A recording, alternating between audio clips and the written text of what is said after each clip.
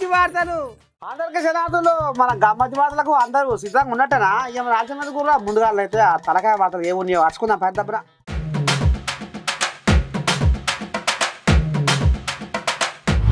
త్వరలో పార్టీ మారబోతున్న ఈటెల రాజేందర్.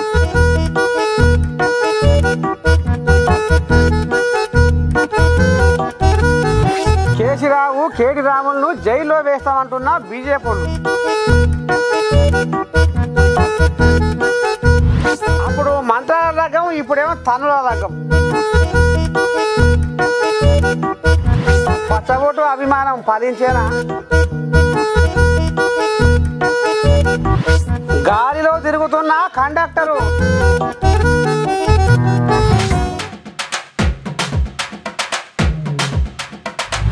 మీరు ఫలాని వాళ్ళను ఎందుకని జైల్లో పెడతలేరు? గోడ గోవిందునిది అనుభవం వెంకటేశ్వరుది అన్నట్టు మీ కథ కారకార మాకు అర్థమైంది అని ఒకటే గుసగుస పెట్టుకుంటున్నారు ఈ బీజేపీలు. ఏమన్నా అందసందంగా ఉందా వీళ్ళ ముచ్చట? చూద్దాం పైన. ఓ కాంగ్రెస్ వాళ్ళు అసలు మీ పానాలకు ఏమనుకుంటుర్రో? మాట మాటకు మేడిగడ్డ అని త్వరలు చూపెట్టుడేనా? ఇంకేమన్నా ఉందా? కాళేశ్వరం పోయి సెల్ఫీలు గుంజుడేనా? గిందుకేనా మీకు జనాలు పెత్తానం అంటగట్టింది? మీకు దమ్ముంటే మేడిగడ్డను మేడి పండులాగా చేసిన వాళ్ళను ఎందుకు పట్టించుకుంటలేరు? కేసీరావును కేటీ రావును ఎందుకు జైల్లో పెడతలేరు? సిబిఐ వాళ్లకు అప్పగించి కల్వకుంట్ల కుటుంబం మీద ఎందుకు చర్య తీసుకుంటలేరని గగ్గోలు పెడుతుర్రులా బీజేపీలు. ఇక మరి అంత బాగానే ఉంది కానీ మందు దందలో ఇరుక్కున్న కవితమ్మను మీరెందుకు జైలుకు పంపలేదు అని గుసగుస పెట్టుకుంటున్నాడనులా ఈయనే పబ్లిక్. మరి జనాలు ఏమన్నా తెలివి తక్కువలా ఏంది?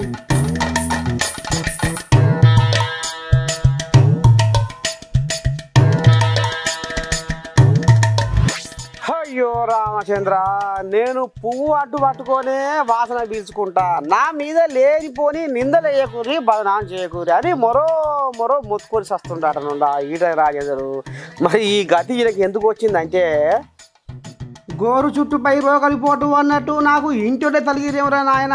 నన్ను అరిల్ల పుణ్యకాలం చేసి ఆగమాగం చేసి అంగడంగడ చేస్తుర్రు, నన్ను బాగా బదనాం చేస్తుర్రు. నేను ఏం చేసినా, ఏం ఉద్దారకం చేసినా, ఏమన్నా పాపం పని చేసినా అరే నీ దండం పెడితే నా ఎంటనే పడుతుర్రు. బయటోళ్ళ కంటే ఎక్కువ నా ఇంటోళ్ళే నా ఎంట పడుతుర్రా దేవుడా అని పాపము బీజేపీ లీడరు ఈటెల రాజేందర్ అన్న నెత్తికి చేతులు పెడుతున్నాడు నువ్వులా. ఏమన్నా అంటే పార్టీ మారుతుండో అని అందరికంటే ముందుగా సొంత పార్టీలే లేపుతుర్రు అట. ఇక ఈ గందరగోళానికి పాపం ఈటెల రాజేందర్ అయ్యే తట్టుకోలేక ఎట్ట చేయాలి, ఏం చేయాలి, ఇక నన్ను ఓదునా ఏమైనా చేసుకుందునా అన్న కోపంతో ఊగిపోతున్నాడు నువ్వులా. ఏందో ఏమోనులా పాపం ఈటెల రాజేందర్కు ఈ కారు తీయినాక పువ్వులో పోయినాక ఎక్కడ కలిసి రాకుండా అయిపోతుందిగా పని సలగకుండా. ఏమబ్బా గందరగోళం పట్టండి పెద్ద మనిషి.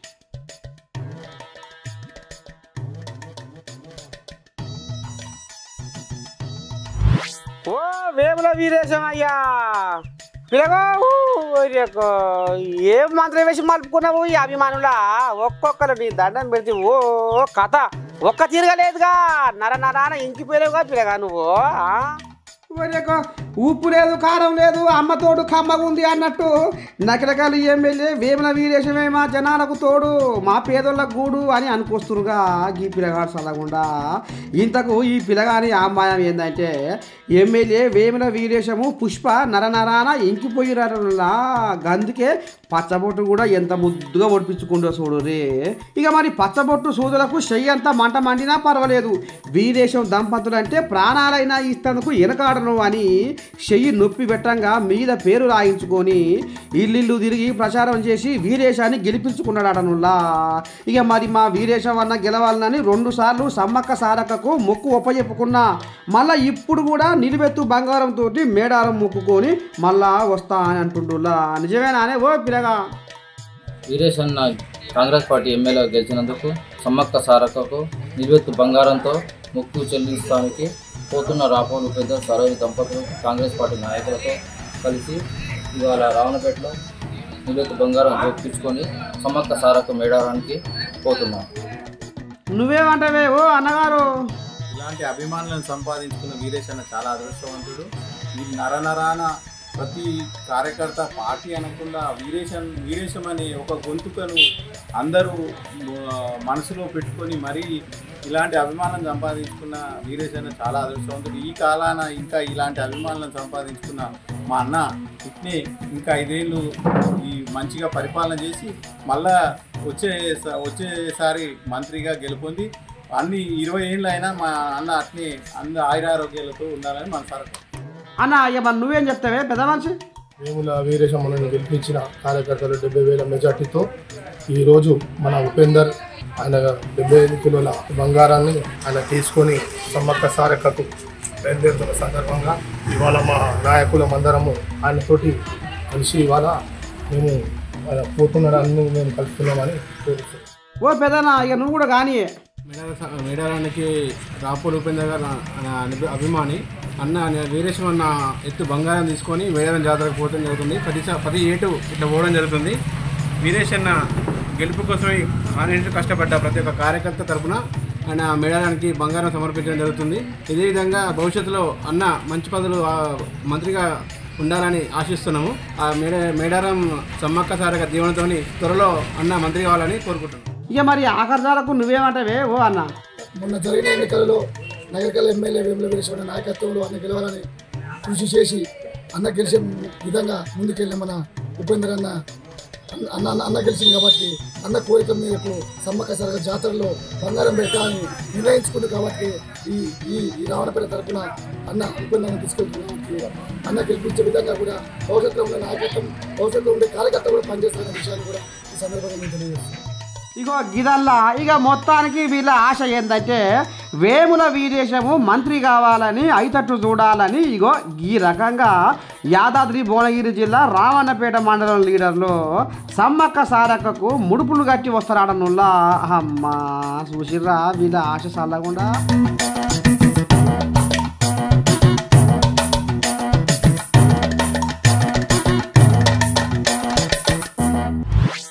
మొదట దెంప నీ పీటికం పీకయ్యా, నువ్వు ఒరిగిపోను, నీ కడుపు గాల, నీ తలపండు బలగా, నీ చేతులకు నడుప్పలు బలువా, నీ చేతులకు జట్టలు పుట్ట, నిన్ను చిన్నగాటకు పెట్టి పెద్దగాటకు దేవులాడరా. ఎంత పని చేస్తూ కదా కొసకు నేను ఆయలెట్టుంటారా నీ మురిపము ఇయ్యాల నేను సేదైనా అంట నీకు అంటుందిలా పాపము బిడ్డ. చూద్దాం పని. అయ్యయ్యో నా బాధ ఇంటారా, నా భర్తను ఇరగదంతారా. అయ్యయ్యో నా బాధ ఇంటారా, నా భర్తను ఇరగదంతారా. ఏమి సేతు నన్ను ఊకుకే ఆగము చేసేను, నన్ను ఊకుకే ఆగము చేసేను. మంచి ఉన్నవని నటించి ఎంతో గాఢంగా ప్రేమించి, మంచి ఉన్నవని నటించి ఎంతో గాఢంగా ప్రేమించి నడువంత్రంగా నన్ను అయ్యో నట్టేట ముంచుతుండు. అయ్యయ్యో నా బాధ ఇంటారా, నా భర్తను ఇరగదంతారా. అయ్యయ్యో నా బాధ ఇంటారా, నా భర్తను ఇరగదంతారా. పాపం ఇగో ఈ రకంగా ఈ అక్క మస్తు బాధపడుతుందిలా. ప్రేమించి పెళ్లి చేసుకున్నాడు మళ్ళీ మోసం చేసి పాడు చేసినాడనుల్లా. ఈయన ఎంతగానం పాడువాడా. ఇగో ఈ నూరు ఈ అక్క ఏమంటుందో. నేను కోర్టులు కేసులు అన్ని తిరుగుతూనే ఉన్నా. నాకు ఒక 6 అబార్షన్ చేపించేసేసి ఫ్యామిలీ అంతా యాక్సెప్ట్ చేసి నన్ను నమ్మించి వదిలేపించి ఇప్పుడు వేరే పెళ్లి చేసుకుంటా ఆయన. కాబట్టి నేను ఇక్కడికి వచ్చిన. ఆసిఫ్. మీ పేరు? సోఫియా. ఒక విషయం అండి, అమ్మాయి ఫస్ట్ ముస్లిం కాదు, మార్చిన అబ్బాయి. అది చెప్పు. హైదరాబాద్ లో పరిచయం, ఒకే దగ్గర అంటే ఒకే అపార్ట్మెంట్ దగ్గర పరిచయం. సో ఒక 3-4 మంత్స్ అట్లా లవ్ చేసుకున్నాము. తర్వాతకి నేను ఇంటికి వెళ్ళిపోయా మా ఓన్ హౌస్ కి. మాది గద్వాలు. వెళ్ళిపోయిన తర్వాత తను మా ఇంటికి వచ్చి మా ఇంట్లో వాళ్ళతో మాట్లాడితే వాళ్ళు అన్నారు మీ అమ్మ నాన్నని తీసుకురా మాట్లాడదాం, మేము పెళ్లి చేస్తాం అని అన్నారు. ఆయన ఒప్పుకోకుండా బయటకు వచ్చేసి నన్ను బెదిరించి చచ్చిపోతా అది అంటే నేను వచ్చేయమన్నాడు. వచ్చేసినాక 2 days కి నాకు ఇస్లాంలో కన్వర్ట్ చేయించేసి మ్యారేజ్ చేసుకున్నాక బాగానే ఉన్నాము. ఒక 2 months 2015 బాగానే ఉన్నాము. వాళ్ళ ఫ్యామిలీ ఏంటంటే పెళ్ళైనా తెలిసిన 2-3 days వచ్చి గొడవ చేసిర్రు, కొట్టిర్రు అన్నయ్యని. ఓకే అని యాక్సెప్ట్ చేసుకున్నా. తర్వాత ఒక 2-3 months కి వీళ్ళు యాక్సెప్ట్ చేసి వీళ్ళ ఫ్యామిలీ మొత్తం నా దగ్గరకు వచ్చారు. అంటే ఫ్యామిలీ అంటే వీళ్ళ చిన్న అబ్బాయి, అమ్మాయి, మా అత్త, మామ అందరు వచ్చారు నా దగ్గరికి. వచ్చిండ్రు, యాక్సెప్ట్ చేసిర్రు, మంచిగా ఉన్నారు. ఎట్లా ఒక 4 years వరకు 2018 వరకు మంచిగానే ఉన్నారు. అసలు ఏమైందో తెలియదు. అప్పటి వరకు నాకు అబార్షన్ అవుతున్నాయి, ఎందుకు అవుతున్నది కూడా తెలియదు నాకు. ప్రేమించిండు, పెళ్లి చేసుకుండు, అందరిని పిలిచి దావత్ చేసిండు, కొసకు గిట్లా ఆగం చేసి నన్ను బజార్లో చేసిండు అని మొత్తుకుంటుందిలా ఈ అక్క. ఓ పోలీసార్లు జరగా బట్టబాజ్ గారు ఏడ ఉండో దొరికించుకొని లగ్గం నాగవేలు చేసి జర బుద్ధి చక్కగా తడు చేయరు సార్లు, మీకు పుణ్యం ఉంటుంది. పాపం ఆడవిల్ల ఉసురు పంచుకోకుర్రి. మీరు గెలిచిరంటే మా పుణ్యం, మీరు ఇవాళ గద్దె మీద కూర్చుర్రంటే మా రెక్కల కష్టం, మీరు ఇవాళ రాజ్యాలను ఏలుతుర్రంటే మా కృషి. ఇక మరి గస వంటి కథ నడిపించినాక మీరు ఏదేదో లోపడంగా మరి ఇది అది అని మా కార్యకర్తల గీత దాడుతురు. ఏమైతే దాడితే గదే అవుతుంది. ఓ కాంగ్రెస్ పెద్ద ముత్తైదువులు జర్రమ్మా మనవి ఆలకించరా, మా రెక్కల కష్టాన్ని గుర్తించరా జరా. పార్టీకి బునాది లెక్క కన్న కష్టం చేసి మీకు కిరీటం పెట్టినాం, మీకోసం చెమటదార పోసిన మమ్ముల దూరం చేసుకోకుర్రి. కొత్తది గొర్రెల మడుగు, పాతది బర్ల మడుగు అన్నట్టు పార్టీ కోసము, పార్టీ గెలుపు కోసము తప్పించిన కార్యకర్తల మనసు కలకల అనిపించుకోకుర్రి. నడువంతరంగా కొందరిని పార్టీలో జొరిపించుకొని మమ్ముల గంజిలో ఈగని తీసేసినట్టు తీసేయకూరి సారో అని కార్యకర్తల మాటను జడ్సన్ అన్న బయటికి వదిలిండులా. ప్రజలకు పథకాలు ఉన్నాయి, నాయకులకు పదవులు ఉన్నాయి, కానీ ఈరోజు కాంగ్రెస్ కార్యకర్త అనేటోడు ఎవరైతే అధికారం తీసుకొని వచ్చిండో ఆ కార్యకర్త ఈరోజు సందిగ్ధంలో ఉన్న పరిస్థితి ఈరోజు ఉన్నది.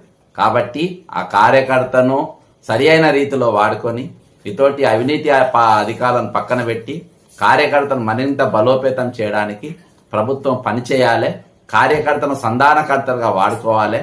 కార్యకర్తల ద్వారా ప్రజలకు నేరుగా పథకాలు అందించే విధంగా ఒక సాధనంగా వారిని వాడుకోవాలని చెప్పి కోరుకుంటూ సెలవు తీసుకుంటున్నా. జై తెలంగాణ, అమరవీరులకు జోహార్. ఇన్నరా కాంగ్రెస్ పెద్ద లీడర్లు కార్యకర్తల మనసులో ఏముందో అయినా ఎచ్చిడి ఎగబలికినా కళ్ళు గుగ్గిళ్ళు కలబలికినవి అన్నట్టుగా చేసుకుంటారో ఇక మీ కర్మ మీరే సారు అని అనుకొస్తున్నారు కాంగ్రెస్ కార్యకర్తలు.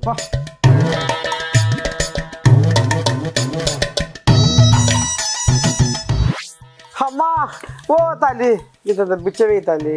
ఓ సారు, అయ్యో నీకు పుణ్యం ఉంటే సారు కాస్త ధర్మం చేయి సారు. అయ్యో ఇగో బిడ్డ పాలు తీస్తలేదు, సంకలం ఉన్న బిడ్డ పాలు తీస్తలేదు, జర ఏమన్నా ఓటలా తినిపిస్తా సారు పుణ్యం ఉంటుంది అని గిసవంటోళ్ళు రోడ్ల మీద దునియా కనబడతారు. కానీ ఈ బిచ్చగాల కథ పెద్దగానే ఉందాడ నువ్వు చూద్దాం పని. రైల్వే స్టేషన్లలో, బస్టాండ్లలో, హోటళ్ళ దగ్గర రోడ్ల మీద మంది జమ అయిన కాడ అమ్మ బిచ్చవేయవా, అయ్యా దానం చేయవా అనుకుంటా చాలా మంది బిచ్చగాలు తిరుగుతుంటారు. కానీ ఇట్లాంటి యాచకులను మనం అడుగడుగునా చూస్తూనే ఉంటాం. అయితే మధ్యప్రదేశ్ రాష్ట్రంలో ఇండోర్ పట్టణంలో ఓ సంటి బిడ్డను జోలగట్టుకొని అడక తినే యాచకురాలను నువ్వెంత సంపాదిస్తావు బిడ్డ అంటే ఇక నేను నెలకు 2.5 లక్షలు సంపాదిస్తానదట. నుల్లా ఇక వాళ్ళకు తలకాయ సిర్రు అని తిరిగిపోయిందట. అమ్మ ఇక ఈ ముచ్చట ఈడబోయి ఆడబోయి సర్కారు దృష్టిలో పడేసరికి ఎవరన్నా చిన్నపిల్లలు రోడ్ల మీద కనబడితే బిచ్చపడుకునేటోళ్ళు గాళ్ళను మాత్రం మాకు సమాచారం ఇస్తే 1000 రూపాయల రివార్డు ఇస్తామని సర్కారు ప్రకటించిందట. వల్ల అబ్బరకొండ ఎంత పెద్ద చదువులు శాస్త్రాలు చదివినా ఈ బిచ్చపడుకునే చెల్లె కంచానుకున్న విలువ మనకు లేకపోయానేవురా అని నారాజు అవుతుందట కొలువుల కోసం ఎదురు చూసే తెలంగాణ నిరుద్యోగులు.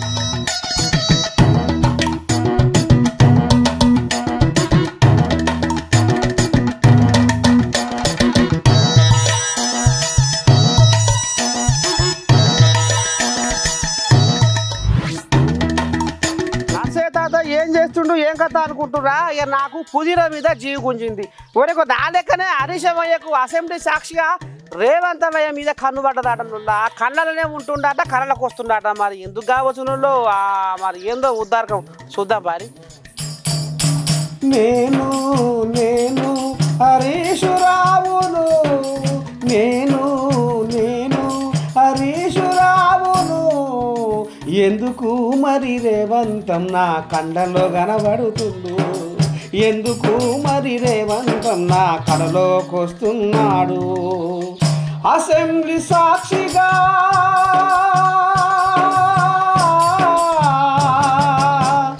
అసెంబ్లీ సాక్షిగా మనసులో మాటను బయట పెడుతున్నాను, నేను హరీశురావును బయట పెడుతున్నాను. బాణాలకు తెగించి పడుసు పోరగాళ్ళు అగ్నికి ఆహుతి అవుతుంటే నాకు మాత్రము అగ్గి పెట్టే దొరకదాయే, నాకు మాత్రము అగ్గి పెట్టె దొరకదాయే, ఇప్పుడు ఈ కష్టం రాకపోవునేమో. ఇక ఈ రకంగా హరీశమయ్య రేవంతమయ్య శుద్ధులు ఎంచిపోస్తుండులా. రేవంతమయ్య అసెంబ్లీలో కూర్చుంటే నాకు మాట మాటకు రేవంతే గుర్తుకొస్తుండు, రేవంతే యాదికొస్తుండు. అసలు రేవంత్ తెలంగాణ కోసము ఏం కష్టపడ్డాడు, ఇక గసవంటి ఆయనే ఇవాళ సీఎం గద్దె మీద కూర్చున్నాడు అనేది ఈయనకు కళ్ళల్లా నిప్పులు పోసుకుంటుండులా, కళ్ళు బగ్గున మంతులే అన్నట్టు. ఇక మరి ఈయన అప్పుడు ఏం చేసిండులా, శ్రీకాంతాచారి వాళ్ళు చచ్చిపోతున్నప్పుడు అగ్నికి ఆవుటవుతున్నప్పుడు పాపం అగ్గి పెట్టి దొరకక సారు తల్లాడిండు పాపం. ఇది కథనులా. ఇక ఒకసారి మరి సారు కూడా ఏమనుకొస్తుండో ఆనిముత్యాలు జర ఇనురి మీరే. మొన్న ఎప్పుడో అసెంబ్లీలో కూర్చొని ఆ దిక్కు చూస్తూ ఉంటే నా మనసులో ఒక ఆలోచన కలిగి బాధ కలిగింది. ఆనాడు ఉద్యమ సమయంలోనైనా, లేదు తెలంగాణ రాష్ట్రం వచ్చిన తర్వాతనైనా, లేదు మొన్న ముఖ్యమంత్రిగా బాధ్యతలు చేపట్టిన తర్వాతనైనా కనీసం ఏ ఒక్క రోజు కూడా తెలంగాణ అమరవీరులకు స్థూపం దగ్గర ఒక పువ్వు పెట్టని వ్యక్తి, ఒక్కనాడు శ్రద్ధాంజలి ఘటించని వ్యక్తి రాష్ట్రానికి ముఖ్యమంత్రి అయ్యే కదా అని నా మనసుకు ఎంతో బాధ కలిగింది. ఆ అసెంబ్లీలో కూర్చొని అడ్డికి చూస్తే ఒక్కనాడు జై తెలంగాణ అనే వ్యక్తి, ఒక్కనాడు తెలంగాణ ఉద్యమంలో పాల్గొనని వ్యక్తి, ఒక్కనాడు అమరుల స్థూపం దగ్గర ఒక పువ్వు పెట్టని వ్యక్తి రాష్ట్రానికి ముఖ్యమంత్రి అయ్యే కదా అని నా గుండె నిజంగా బాధ కలిగింది. ఆ రోజు నా అసెంబ్లీలో కూర్చొని నాకు నేనే అనుకున్నాను, ఒకనాడైతే మా తమ్ముడు యాడ్ చేస్తూ ఎవడరా జై తెలంగాణ అనేది దమ్ముంటే రెండు రాని తుపాకీ పట్టుకొని బయలుదేరినాడు. అటువంటి వ్యక్తి రాష్ట్రానికి ముఖ్యమంత్రి అయ్యే కదా అని నేను ఎంతో నేను అసెంబ్లీలో కూర్చొని నా మనసులో కొద్దిగా బాధపడ్డటువంటి సందర్భం. ఎందుకే ఓ హరీశమన్న, అరే రే రే రే రే రే ఓడిపోయినామన్న బాధను కడుపులా జీర్ణించుకోలేకపోతున్నారే నువ్వు, మీ మామ, మీ బామ్మది అని ఒకటే అనుకుంటున్నారట జనాలు. జర్ర ఓపిక పట్ట రాదులే. అదే పార్లమెంట్ ఎలక్షన్లన్నా ఎట్లన్నా గాలి తిప్పుదామని అనుకుంటుంటే మళ్ళీ నువ్వు ఏం సక్కనా ఒకరి మీద ఏడిస్తే ఇది మంచిదేనా అని చెడపకురా చెడేమన్నారు ఆనాడు పెద్దలు. మళ్ళీ నువ్వేం సక్కనా ఆయన గద్దె మీద కూర్చుండు అంటే మీరు 10 ఏళ్ళు గద్దె మీద కూర్చుంటే ఎందుకే ఇది ఎలక మీద కోపంతో ఇల్లుకు నిప్పు పెట్టుకున్నాడు చేసుకోకన్నా హరీశమన్న అని అనుకొస్తున్నారు. హరీశమన్న అంటే పడి సచ్చే అభిమానులు. జర్ర ఓపిక ఉండాలనే, భూదేవంతా ఓపిక ఉంటేనే పని అవుతుంది రాజకీయంలో. అన్ని అనుకున్నాక మళ్ళీ గిట్ల బొక్కబోల పడుతుందేమే హరీశమన్న అని అనుకుంటా ఉన్నారట హరీశమయ్యకు దగ్గరి అభిమానులు. మొన్న ఎప్పుడో అసెంబ్లీలో కూర్చొని ఆ దిక్కు చూస్తూ ఉంటే నా మనసులో ఒక ఆలోచన కలిగి బాధ కలిగింది. ఆనాడు ఉద్యమ సమయంలోనైనా, లేదు తెలంగాణ రాష్ట్రం వచ్చిన తర్వాతనైనా, లేదు మొన్న ముఖ్యమంత్రిగా బాధ్యతలు చేపట్టిన తర్వాతనైనా కనీసం ఏ ఒక్క రోజు కూడా తెలంగాణ అమరవీరులకు స్థూపం దగ్గర ఒక పువ్వు పెట్టని వ్యక్తి, ఒక్కనాడు శ్రద్ధాంజలి ఘటించని వ్యక్తి రాష్ట్రానికి ముఖ్యమంత్రి అయ్యే కదా అని నా మనసుకు ఎంతో బాధ కలిగింది. ఆ అసెంబ్లీలో కూర్చొని అడ్డికి చూస్తే ఒక్కనాడు జై తెలంగాణ అనే వ్యక్తి, ఒక్కనాడు తెలంగాణ ఉద్యమంలో పాల్గొనని వ్యక్తి, ఒక్కనాడు అమరుల స్థూపం దగ్గర ఒక పువ్వు పెట్టని వ్యక్తి రాష్ట్రానికి ముఖ్యమంత్రి అయ్యే కదా అని నా గుండె నిజంగా బాధ కలిగింది. ఆ రోజు నా అసెంబ్లీలో కూర్చొని నాకు నేనే అనుకున్నాను, ఒకనాడైతే మా తమ్ముడు యాడ్ చేస్తూ ఎవడరా జై తెలంగాణ అనేది దమ్ముంటే రెండు రాని తుపాకీ పట్టుకొని బయలుదేరినాడు.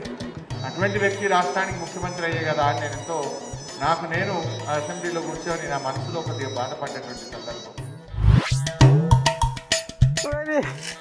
ఏది నర్సే తాత మొత్తం పై మొక్కలు చూస్తుంటూ గాలి వీకు ఎందుకు అనుకుంటున్నారు బిడ్డలారా. ఇక మరి బస్సులాట కండక్టర్ అయ్యా గాలిల్లే తిరుగుతుండట, గాలిల్లే టికెట్ తీసుకుంటున్నాడు అన్నోళ్ళ ఒక గాడికి వచ్చింది కథ, బస్సు కథ. ఏందో చూద్దాం మరి వీళ్ళ ముచ్చట గమ్మత్ ఏందో.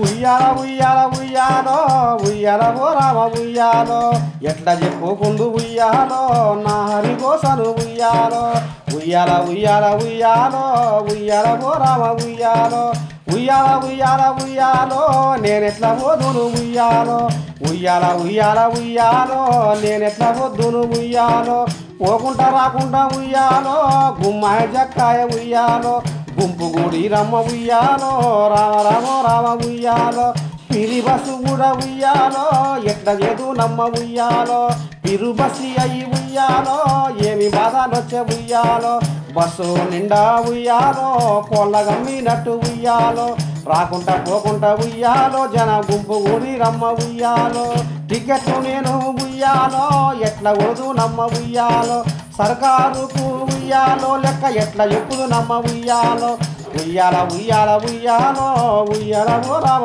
ఉయ్యాలో రామ రామ రామ ఉయ్యాలో రాముల ఓ రామ ఉయ్యాలో ఇక నీ దండం పెట్టి ఈ రకంగా గుమ్మ జక్క ఆడోళ్ళు మొగోళ్ళు బస్సు నిండా ఎర్రజీవన బారోలు ఎక్కినాక ఇక కండక్టరు ఏడంగా పోవాలి ఏడంగా రావాలి టికెట్ ఎప్పుడు కొట్టాలి ఇక ఈ కథ నడుస్తుందో అందుకనే కండక్టరు ఇక గాలి మోటార్లో పోయినట్టుగానే ఇక ఆ కుర్చీ మీద ఈ కుర్చీ మీద ఆ కుర్చీ మీద ఈ కుర్చీ మీద ఈ రకంగా కాళ్ళు పెట్టుకుంటా మెట్లెక్కినట్టుగా దునుక్కుంటా ఎగురుకుంటా పాకులాడుకుంటా తనలాడుతుండోళ్ళ ఇక ఏం చేయాలో ఏమో పోనీ దండం పెడితే ఇక గీడికి వచ్చింది కథ తిరిగి బస్సులు చేయబట్టి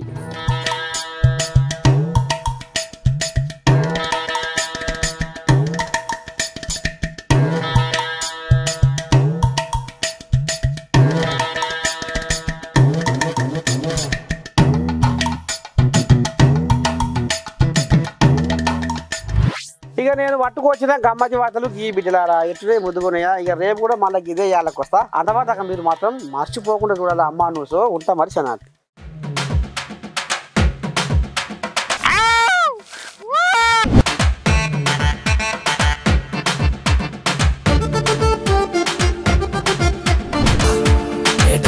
గమ్మతి వార్తలు.